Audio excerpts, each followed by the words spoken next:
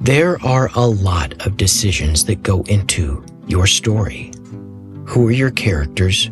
Where does it take place? And what happens being the least of it? One of the most fundamental aspects of your story is its voice. Your story's voice is one of the main things that can affect whether a reader will finish or even start your story. It can affect tone, pacing, character, theme. Readers fall in love with your story through its voice. How do you find that? How do you discover the right voice to tell your story?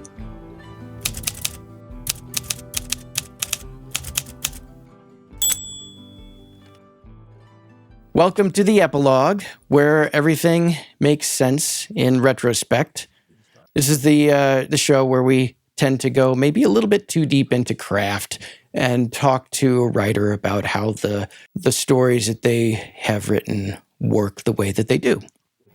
Today, I'm joined by author Ben Fountain, critically acclaimed author and recipient of a Pushcart Prize, O. Henry Awards, Joyce Carol Oates Prize, Thomas Wolfe Prize, Hemingway Award, National Book Critics Circle Award, and finalist for the National Book Award.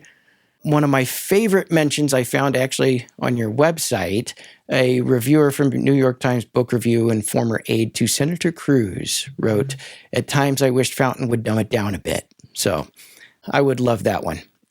He's known for works containing complex themes of recent history, politics, war, American identity, including notably Billy Lynn's Long Halftime Walk, which has also been adapted into a movie. His collection of short stories, Brief Encounters with Che Guevara, the nonfiction, Beautiful Country, Burn Again, Democracy, Rebellion, and Revolution. His most recent novel, Devil Makes Three. Ben, thank you for joining. I really appreciate your time today. Michael, thank you for having me. I look forward to this. I know that you're more than happy usually to jump into a discussion where people have strong opinions, and your writing mirrors that. Many writers are afraid, though, of strong themes. They're given the advice, don't let your work be preachy. And as a result, I think they shy away from theme almost altogether, afraid that it's going to compromise the story itself in some way or the organic flow. Obviously, you don't have that problem. Yeah. Okay. It's a good question. It's a big question. I'll just start by saying to do this kind of work, to have any chance of doing it properly, you need to follow your head and your heart where they lead you. And if your head and your heart lead you to try to write a domestic novel, set within a household, where the parameters seem rather confined and small, that's a perfectly honorable thing to do. And actually, I think if you write that story properly, then all the big themes are going to be in there. Take a book like Pride and Prejudice, which, Right. When I first had to read it in 8th grade, I thought, well, what is this shit? I do not care about all these parties, going on in whatever era of England that was, the 1830s, 1840s. But as an adult, when I go back and read it, I realize, oh, she is dealing with the most fundamental things of life here. She's dealing with economics, power, inequality, the patriarchy. And she's dealing with this group of young women trying to chart some degree of agency and self-determination within this very confined and constricted society. And so it's really like the stakes are extremely high. My head and my heart lead me to what ostensibly seems like maybe a wider playing field. But I think no more and no less important than, what you might call the domestic playing field. I mean, it's all human experience, and it all has layers and levels. So, so take a book like Billy Lynn, where where as I was stalking it, trying to figure out how am I going to approach this material, there were all these big things banging around in my head, like war and and economics and economic inequality, opportunity inequality.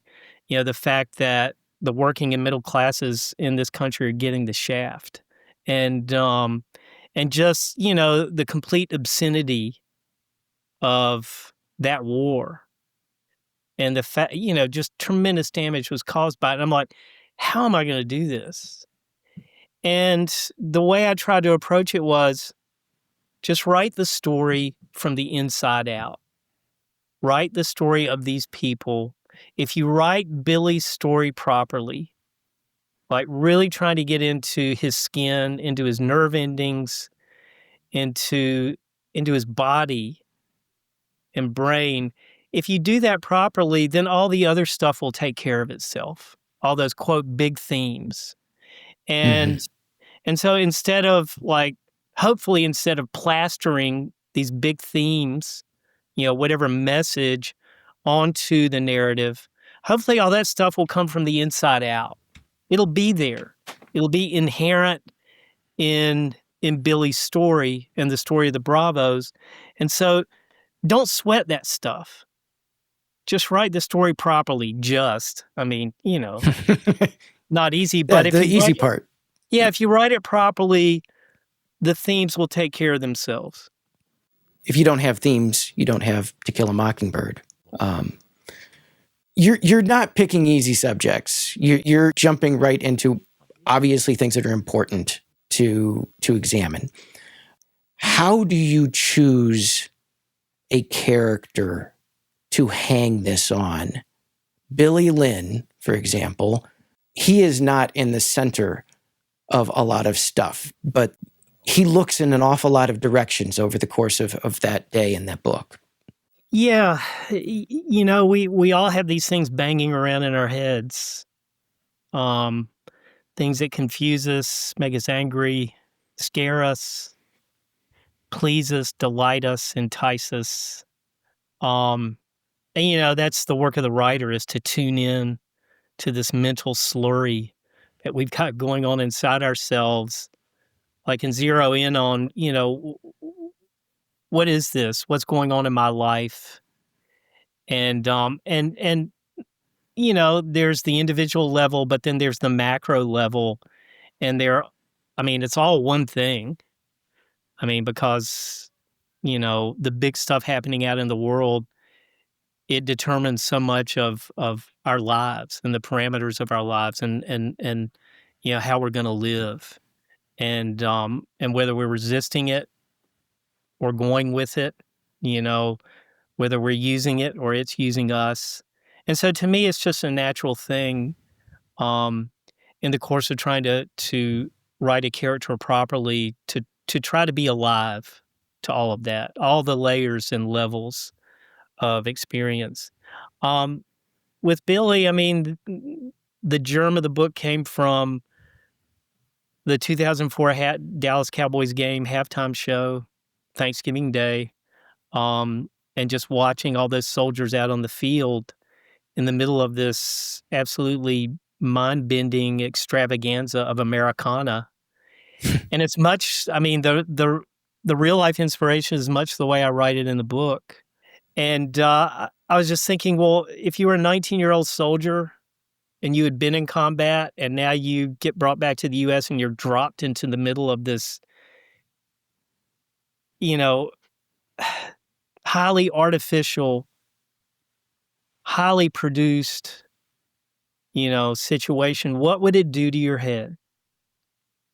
And how would you stay sane in the middle of it all? How would you process it all?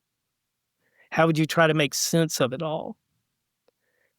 Because I think it's a natural human impulse. We're always trying to make sense of our experience, what's happening to us, what's going on around us. I mean, we're all doing it all the time. And unless we're taking drugs, and that's one reason we take drugs, to get a vacation from all that. Not that I'm advocating. So again, it's like, okay, start with Billy. That's all you have to do right now. Page 1, just start with Billy and where he is, what's happening, and just go from there. And try to get as deeply into his skin as I can. And, for him, it's it's an unusual war novel, I suppose, because it takes place over the course of one day at an NFL football game that happens to be on Thanksgiving. There's some flashbacks, but for the most part, it's over the course of those 6, 7, 8 hours. But I thought, well, if you write it properly, you can do all the things you need to do. You can get the war in there. You can get Billy's confusion and heartbreak, and also the parts that are making him as a person, forming him for the better. If you do it properly, you can get it all in there. But for me, what it takes is doing it line by line, like phrase by phrase. Does this feel right? Does this feel genuine? Does that feel right? And just eking it out line by line, paragraph by paragraph, page by page. There is a lot there. It is one day. It is told some of it in flashbacks, even some flash forwards, and you have entire characters who are very important to the book who don't even show up on that day because of various reasons. Speaking of the flash forwards and all of the flashbacks, and I guess maybe a little bit craftiness here, Billy's voice in this book, this was sculpted. Billy's nominally, it's a close third person. We follow Billy. We get his inner feelings and his thoughts. But you zoom in and you're zooming out. We have a sense of the broader world. Sometimes whenever we're zooming in almost at a microscopic level into things that Billy is noticing that he probably wouldn't necessarily be articulating in this way. Like the narrative voice writing his shoulder sometimes is narrating with vocabulary he probably wouldn't put to it. Absolutely. Even though he has it. He even floats into flash forwards and how there's a lot of nuance in what effect this has, not only to the story, but like how we appreciate other characters and everything. How did you come upon this perspective? Yeah. Okay. That was a real challenge in the book, and I think it's worth talking about. I mean, there's two aspects to it. I mean, number one, Billy is a 19-year-old, poorly educated American male from a small town in Texas. Poorly educated because public education in Texas is, it sucks. And so he's 19 years old, hasn't been to college, but the ultimate life and death reality of combat has shocked him into awareness. I mean, I think so much of our culture encourages us to be numb and dumb. The reason for that is it's easier to sell stuff to people who are numb and dumb. You can sell them products, you can sell them, the image of a particular lifestyle, you can sell them a political agenda, you can sell them a war. You can sell all kinds of stuff when people are just kind of sleepwalking through life and following the cues. But Billy's been shocked into awareness.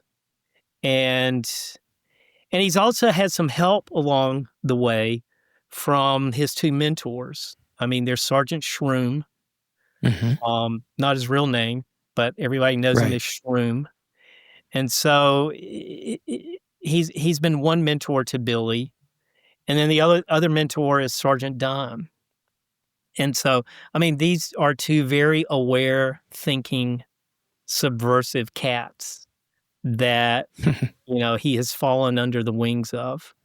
And so there's that part of it. And these guys, like, especially Shroom, he's like, okay, I'm giving you these books.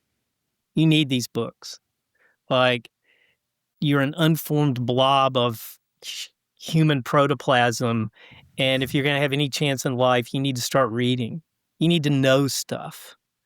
And important stuff, spiritual stuff, practical stuff. He loses Shroom along the way, but Shroom has given him that good, strong push out into the current of knowledge, of wisdom, of trying to acquire. So there's that. I mean, so when Billy comes back to the U.S. for this victory tour, I mean, he's really looking around. He's really thinking. He's trying to figure things out. Why are things the way they are? Why does the world work this way? How does it work? How do you build a stadium? As basic as that. Where does the money come from? Where does the money come from for airports, for interstate highways, for all this stuff? I mean, it's a mystery to him. But he's really paying attention, trying to figure out, why the world is the way it is, because in a way his life depends on it. It's like he's in the military. They're going to send me back to the war. Are they going to keep sending me back? Are we going to keep having wars? I mean, my life is at stake here, and I know that now. And so he's really like, even though he hasn't had much education, he's a pretty smart cat, and like he's really paying attention now. So there's that part of it. And then there's what I call the playing field. And are you going to give yourself... Now, I'll just say, I want to give myself as wide a playing field as possible so that I can cut and juke and jive and dodge wherever I need to go to serve the story. And so, I mean, when I'm approaching this material, I'm thinking, okay, Billy, he's 19 years old. He is not going to have a PhD vocabulary. He's not going to have PhD levels of analysis, even though, as I said, he's a pretty smart cat. And yet, I want to get as deeply as my brain and talent allow me into this material. And so how do I deal? And so, what I decided was when Billy speaks, or when you get very direct thought stream from Billy, that's going to be in his idiom, the idiom of a 19-year-old white American male from a small town who's not stupid, but he has some certain limitations in that idiom, like ability to express himself. But when you get into like the deeper thought stream, the deeper, like this very intense level of reality that we're always experiencing, like the level of the deep conscious, the heart, the soul, the emotions, like how we're reacting, what we're experiencing at any particular moment. I felt like, okay, at that level, the level of third-person narration, I'm allowed to use whatever language will best express his experience at that moment. And so I can use 10-syllable words if I need to.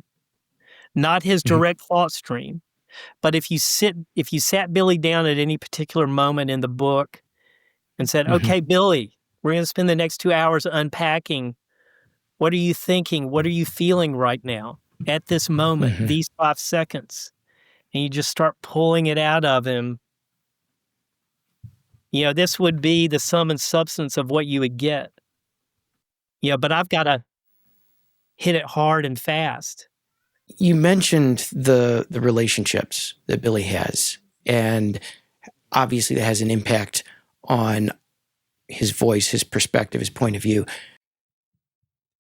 I have noticed there seems to be a particular relationship that you revisit in the near extinct Birds of Central Cordillera, the Devil Makes Three, and Billy Lynn, there is this power balance, friendship, relationship, a general and the nobody in some ways, your point of view character often. There's something particular that you're trying to examine with that. Is that just something that appeals to you? Is that intentional? Sometimes, these things just emerge. Well, yeah, they emerge. I mean, you're trying to write the story properly. Mm-hmm. And to do that, you've got to dig so deep into everything you've got. I mean, I'm a desperate writer. I am barely hanging on by my fingernails all the time. I think that's the common state. Yeah. And so I'm desperate. I'm using whatever comes into my head that feels right, that feels like it'll get me to the next sentence. And so, yeah, okay, so think about the short stories, Near Extinct Birds of the Central Cordillera. You've got John Blair, the PhD grad student ornithologist who ends up being held hostage. He's a captive of these very tough Marxist rebels in the highland jungles of Colombia. And he's basically at the mercy of the Commandante, Alberto. And so there's that power dynamic. And in Billy Lynn, you've got, I mean, he's a private in the Army. I mean, they own his carcass. I mean, they whatever they tell him to do, he's pretty much got to do it. In Devil Makes Three, my goodness, we have another general. Yeah. We've got Matt Amaker, the American scuba diver. He's in Haiti, and he ends up being the pet scuba diver / captive of General Concert, who's lieutenant general in the Haitian army and head of the coup regime. And so, yeah, I've never thought about it that way, but you've got peons and you've got literal generals, and they're interacting with one another. And this, gross power disparity. And I guess that's just where my head is taking me. I mean, it's, and these are always from the point of view of the peon, as I think about it further. And that's where most of us live. We're trying to eke out some degree of agency, self-determination, while we're under the thumb of these, huge societal structures, economic structures that are determining so much of our lives. But in these particular cases, it's very direct. There's the power of life and death that these literal generals have over the peons in the story. I mean, in Haitian Creole, there's a proverb, "By coup blié, pote Marc songer."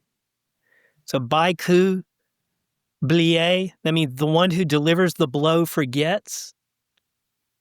Pote Marc songer, the one who carries the scar remembers. And so, I mean, that sums up, encapsulates so much of human power dynamics. If you're the one delivering the hit, if you're the one getting the benefit of this power dynamic, it's just the air you breathe. It just seems natural. Well, yeah, that's just the way it is. But if you're the one who's bearing the brunt, you're extremely aware, you're highly attuned to the power dynamic. I mean, of course you are, because you're bearing the brunt of it. You're bearing the literal scars of this power dynamic. And so, yeah, I really appreciate that, Michael. It seems like it's a dynamic that's running throughout, the stuff I've published. But let's continue with Devil Makes Three a little bit. We'll bounce around. Because I was talking about point of view, and Devil Makes Three has a multitude of points of view. You have you have the three main viewpoint characters. how does having the multiple characters affect, especially with the way that you will examine a situation, the way that you'll approach this, and what did that enable for you? What did that lock away from you? Yeah. So Haiti's a complex place. All places are complex. To me, Haiti is more complex than most. I mean, it's sort of like the boiling point for the past 500 years of history, and the particular history of Europeans, moving into the Western Hemisphere and all the things that followed from that. Mm-hmm. And Haiti has always been ground zero. If you look at the history, it's always coming to a head in Haiti. And anyway, so to take this particular situation, 1991, the coup d'etat that deposed democratically elected President Jean-Bertrand Aristide, the priest, from a very poor parish in the Port-au-Prince slums, elected in a landslide and then deposed 7 months later in a military coup. To do that particular chunk of human experience justice, I suppose I could have done it first person point of view or close third person point of view, but I wanted multiple points of view. I felt like I would have a better chance of writing the story properly if I did that. And so there was always going to be Matt Amaker, the scuba diver, the American expat. And the whole idea for the novel came from this very simple thing, and that was the general who was head of the coup regime. He's a scuba diver, and he's a real scuba buff. And part of his shtick, during the coup years to the international press is, I go out and look for treasure every weekend because there's all kinds of shipwrecks around Haiti, colonial shipwrecks. I mean, and there's, lots and lots of stories and legends about billions of dollars worth of Spanish treasure, just right out there, 40 yards offshore. It's the easy part, right? Yeah. And so he says, I go out and look for treasure every weekend, and if I find any, it's all going for Haiti. I'm not keeping any for myself. And I thought, well, what if you combine that with kind of this random American dude who shows up in Haiti and he's trying to start a scuba business, and he ends up being sucked into this inner circle of power, which is a very dangerous place to be, in all kinds of ways. And so he's got to negotiate, he's got to walk this tightrope, this international geopolitical tightrope, without getting himself killed. And so there's that part of it. And so, which gives you a window into the internal workings of the coup regime, which I really liked and wanted. I want to see the guts of things, the internal workings. So there's that. And then there's Audrey, the rookie CIA case officer, who's a true believer. And that's a huge part of recent Haitian history. I mean, it is the geopolitical covert, machinations that have gone on in that country the last 60 or 70 years. And, which raises an interesting question is, I've been asked before, well, why does the U.S. even care enough to meddle with Haiti? It's this poor, weak, economically negligible country. Why do we care? It has very little, if anything, to do with our national security. It's okay, fair point. Yeah. But it matters a great deal to the people who are involved in Haiti, to the American economic interest, to people who have business there, who see who see some way to benefit economically from Haiti. It matters a lot to them. And believe me, they are trying to influence U.S. policy to the fullest extent to benefit themselves. And so the American government has always been closely involved with Haiti. And the last 60 or 70 years is no exception. And, as part of this arm of power, the CIA has a long and sordid history in Haiti. And I really wanted to dig into that.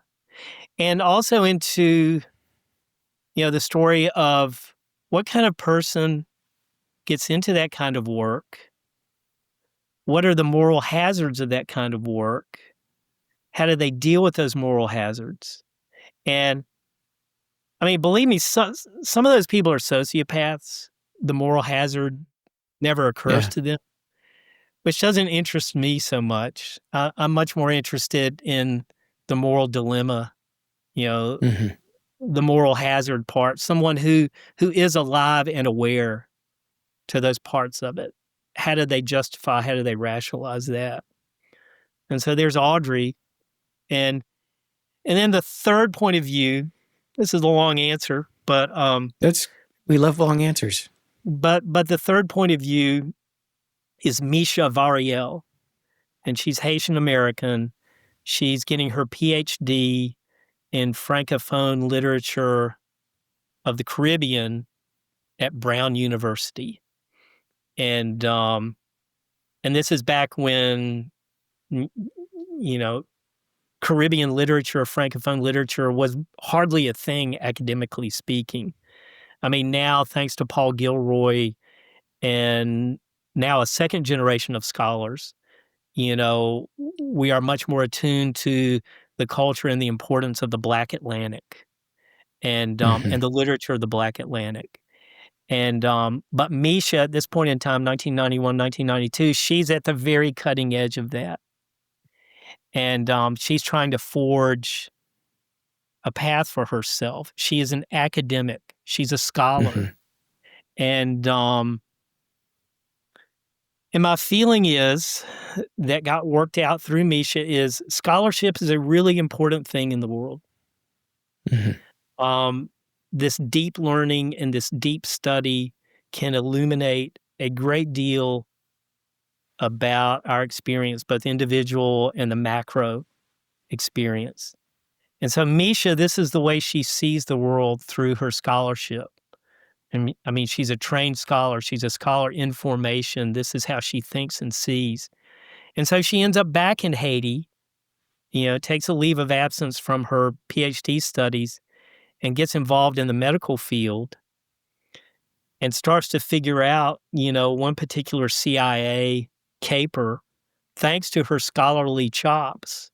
I mean, this deep thinking, this deep analytical, critical thinking that she's capable of, she cracks the case. I mean, the nerd, blows open the CIA caper. And to me, it's as natural as breathing. Of course she could.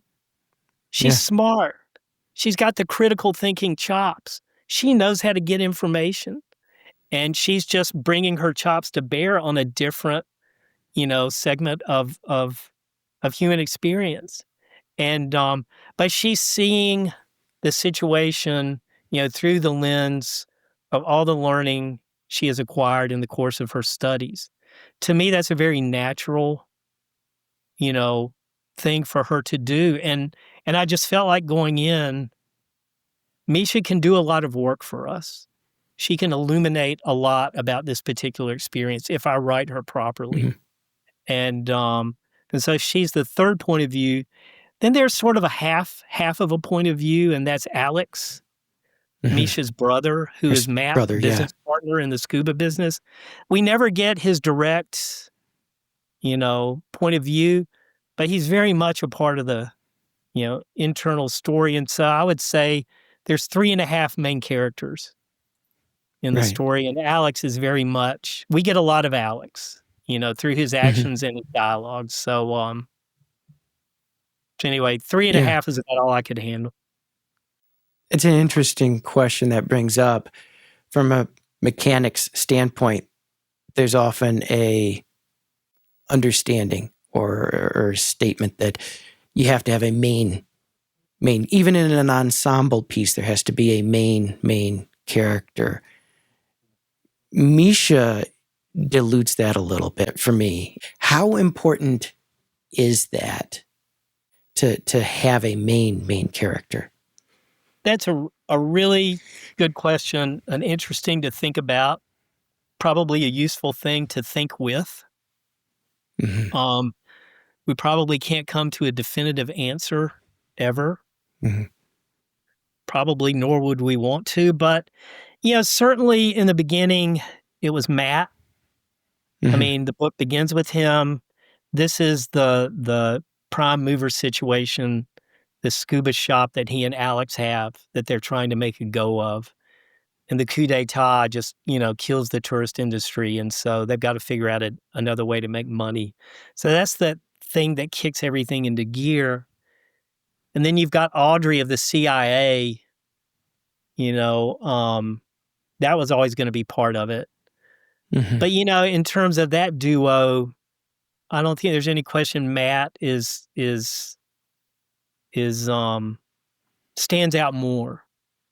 Yeah. I mean, he's the straw that's stirring that drink. Misha, I mean, she doesn't directly appear until 100 pages in the book. Mm-hmm. And, but as the book goes on, she takes up more and more space. Mm-hmm. And that wasn't planned. Mm-hmm. But, and she really made me work. I mean, once she started taking up all this space, I realized I'm going to have to learn a significant amount about the scholarship of the Black Atlantic. I'm going to have to learn about a significant amount about healthcare in Haiti, the delivery of healthcare. For the whole CIA caper, I had to dig into public health records and patient records, within the context of Haitian healthcare, which, is sure to sell millions of copies of books. But, I had to do it to do justice to the story. So Misha really made me work. And by the end of the book, I think it's an open question as to if you're going to have to pick a main character, is it Matt or is it Misha? Mm-hmm. Because the book ends with Misha. Mm-hmm. She's the one still there, standing on site. Right. And I'm sure the standard answer would probably still be Matt, just because that's where we start writing somebody's shoulder. So Bravo Squad got their movie after all. There's something ironic about, the searching for the movie deal in the middle of the book in more of a meta narrative looking down. I'm not going to go too much into the movie adaptation from a craft standpoint, but let's talk just practically for the writers listening who might be working on draft 1 or draft 100 and still maybe have books on the shelf. But what was it like, though, having a movie adaptation made? Well, it was a great ride. Yeah. It was a life experience. Mm-hmm. I met a lot of good people. I got to spend time with a lot of good people. Everybody involved in the movie was working very hard and in good faith to make a good movie. There were no hacks on this movie. Just a bunch of first-rate people. And I didn't have anything to do with the movie, just had, a few meals with some people, got to spend one day on the set, got to go to the premiere and a little bit of the press junket. So it was a nice ride. It was fun. And it was a life experience that I felt like, going in, it's like, well, what can I learn from it? And also let's enjoy it. My attitude always was the book is the book. And Right. whatever the movie is, the book is still going to be the book. It's still going to be the same book. And so you make your peace with that.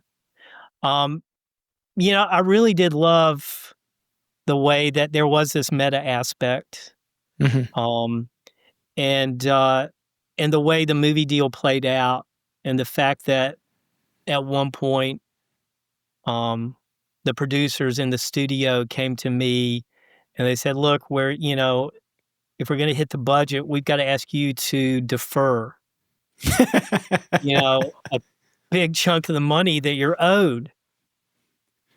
And the head of Sony Studios actually said, "I can't believe I'm doing this." He said, "I'm asking you to do the same thing that they asked the soldiers in the book to do." He said, "I can't believe I'm doing it, but I'm doing it." And to me, that was confirmation that I got it right. That, man, I hit a home run. My antenna was dead on that. And so just being right was almost worth the price of losing that big chunk of money, which I ended up losing. Never got it. And which hurts, but there's a consolation of, damn, it's pretty cool, actually, that it came full circle. Wow. That's a great story. Thanks. That was worth the price of the interview alone. So thank you. Yeah. Okay. Back to Beautiful Country Burn Again. At the time it was published, right after the 2016 election, we're now looking back on that after the 2024. Is there more to it now? Or is there another story to be worked out of it? Yeah. Okay, yeah, that book, the basis for it was written in 2016 in the heat of the moment. Although hopefully with a certain degree of historical context and thought applied. And then, the next 2.5 years developing these pieces, trying to go deeper, trying to think harder. And also, 3 or 4 of the chapters in Beautiful Country Burn Again were not written in 2016. They came after. And,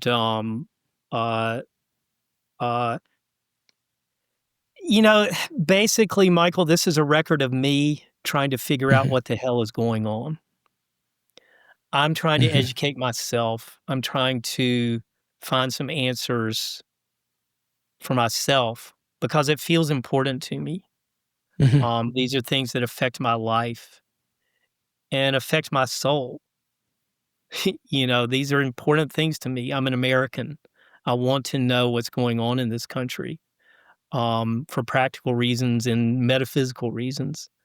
And so this is me trying to dig as deeply as I can into why this country is the way it is, why things are happening the way they are. So the book came out in 2018. I don't think it's any less relevant now. I think the analysis that was applied, I think it holds up. One thing I did miss is the basic fundamental misogyny of mainstream American culture. I thought it was particular to Hillary Clinton. And I think there is, a particularly venomous strain of misogyny, American misogyny, that has been brought to bear on her for whatever reason. But it really came home to me in 2018. I was doing the book tour, and I happened to be in Washington, D.C. I was going to speak at Politics and Prose on the evening of the day of the Christine Blasey Ford testimony in the confirmation hearings for Brett Kavanaugh to be Supreme Court Justice. And I'm looking at that and just all the stuff surrounding that, and I'm thinking, this is a really, more so than I thought, misogynistic country. And my God, you can see it playing out here. And it's not particular to Hillary Clinton. Mm-hmm. It is across the board. And so, get to the reading that night and people are staggering in. I mean, this is Washington, D.C., so everybody's been glued to their TV all day. They're staggering in kind of glassy-eyed and in shell shock. Like, what did I just see on TV today? Trying to make sense of this. So I think that's a shortcoming in the book. Mm. A glaring shortcoming, which I acknowledge. But the general analysis of Trump and the oligarchy and the Republican Party and the Democratic Party and the currents of American history and culture that have brought us to this point, I think those are still very much relevant. And I would just say only more so because it's more. Everything is more. Always more. I mean, Trump is more Trump. The Republican Party is more that party. The Democratic Party, the feckless, hapless, clueless establishment Democratic Party is more so than ever. And the oligarchs are richer and more powerful than ever. And the scam continues. I mean, cryptocurrency and AI, being the latest iterations. And, so the Great Depression I talk about, Mm-hmm. in Beautiful Country Burn Again, and the economic crash of 2008, well, baby, fasten your seatbelts because there's another one coming. Mm-hmm. And the society that the New Deal built, the society that was responsible for so much prosperity, over 50 or 60 years, that was so successful that it became invisible. And we just took all these structures for granted, are being degraded and done away with. Is it getting harder or easier to write satire? You have some figures who can be considered kind of satirical and there is an absurdism running loose in the world. Is it easier to make satire believable, or is it harder to reach out and even satirize something at all? Yeah, it's probably easy to write easy satire because is it low-hanging fruit. It's just there for the picking.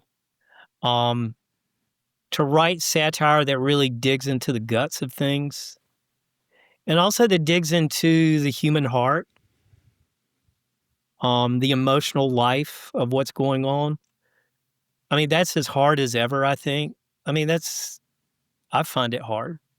And so the easy satire, yeah, you can just roll out of bed in the morning and, that wouldn't be so hard. But to really make it do some work, to keep peeling back the layers, to look at the cost of, the absurdity, of our national life. I mean, that's a different proposition. And that's the goal I set myself for. I mean, Michael, I think that I just write realism, straight up American realism. I mean, I really don't think Billy Lynn is satire.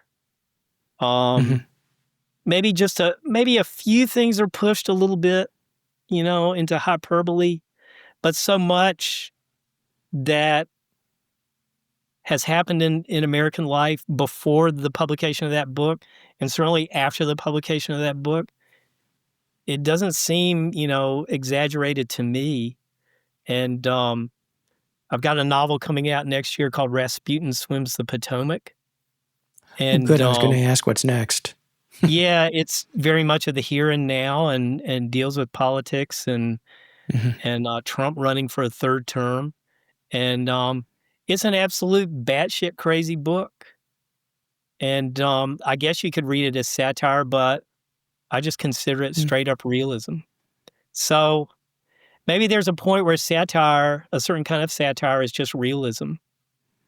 I don't think that I would require it to be something that I hadn't heard from somebody, like out of somebody's mouth. I think just maybe the juxtaposition, the situational juxtaposition of things in some way can lend that. But yeah, there's definitely nothing that I had not heard from people in Billy Lynn. So Rasputin Swims the Potomac. That one's coming up next. That's a yearish out or so. It's late April or early May of 2026. Okay. So it's like in the publication pipeline, and so I'm starting to stalk the next one, and I'm writing some short stories while I'm doing that. If people wanted to find you online, where would you like them to look for you? Well, I actually have a website now, www.benfountain.com. Mm-hmm. And so it's your basic website. Mm-hmm. Not a whole lot of bells and whistles, but it conveys the information. We're going to be putting some links in the show notes to obviously all of your works. For those who are following the bouncing ball at home, if you really do like reading lists, that one thing we didn't kind of mention in this interview, Ben likes to add reading lists to his books. So if you like book recommendations, follow the show notes. You get a book, and then read Billy Lynn or read Devil Makes Three. You'll get lists of other books to explore and satisfy your appetite. So anyway, thank you so much again. It's been great having you. Thank you, Michael. It's been a real pleasure. I do appreciate it. Your story has a voice.